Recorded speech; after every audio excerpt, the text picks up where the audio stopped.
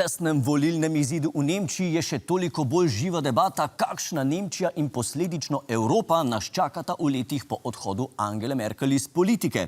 Več o tem smo povprašali človeka, ki ve nekaj malega o čisto vsem, Miran Šanka. Miran, pozdravljen, se slišimo? Tilen, slišimo se. Kar se pa tiče tega, kaj bo z Nemčijo pa Evropo, kle, jaz žal ne morem pomagati. Res, ker ne vem. Nimam pojma, Tilen. Sanja se mi ne. Ampak poznam pa nekoga, ki vse to ve. A res?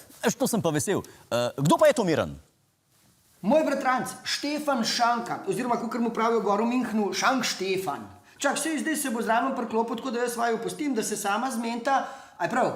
Halo, Štefan. Wie geht's? Ja, alles super, Miran, hvala za vabilo in also hvala tebi, Tilen, da lahko sodelujem v vaši herlih oddaji. V Nemčiji ima ZDF neke standarde in ne pustijo čisto vsakemu nastopati na TV. Tukaj pri vas pa je očitno vse zelo sproščeno, tako da hvala, danke schön. Dobro, Štefan, povej nam, kakšna je situacija po volitvah v Nemčiji?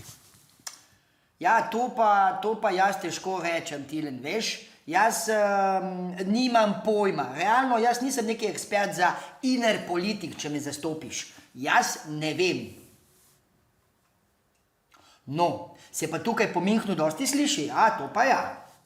Ja, človek prav težko verjame, da sta vidva z Miranom bratranca. No, kaj si pa slišal, Štefan? Jaz? Ja. Nič.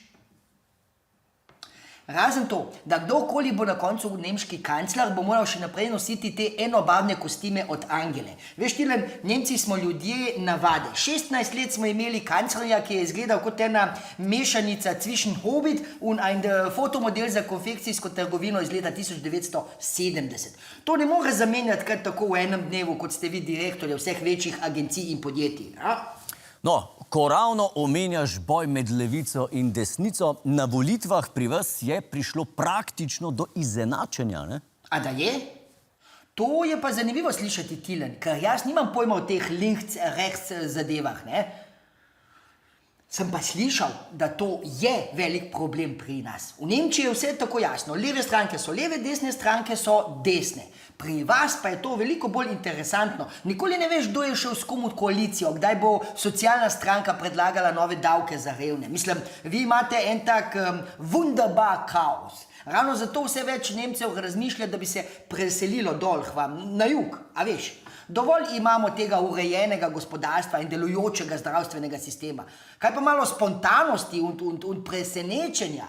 To pri nas ne ponujajo niti levi, niti desni. Vi ste srečen narod, Tilen, glücklich. Dobro, hvala, Štefano, da se ti tako zdi.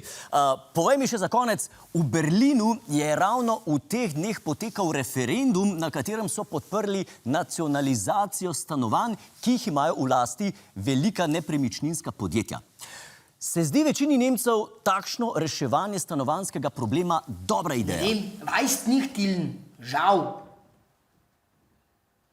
Sem pa slišal, da je to bolj berlinska finta. Ostala Nemčija bolj prisega na slovenski stanovanjski sistem. Me kar malo strah vprašati, ampak kaj je to slovenski stanovanjski sistem? Če bi vedel, bi ti predspovedal, Tilen, wirklich, glaub mir. No, koliko sem slišal, je to sistem, kjer pač živiš do 55. leta starši, če pa res želiš živeti sam, pa imaš 3 opcije. A. Zadaneš na loteriji in si kupiš 30 kvadratno stanovanje v Ljubljani. B.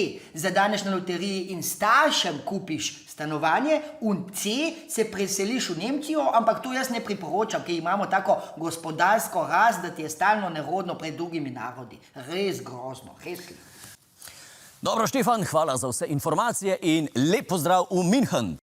Ej, subscribi se, daj no, rabimo za statistiko, se ni treba gledati pol, okej?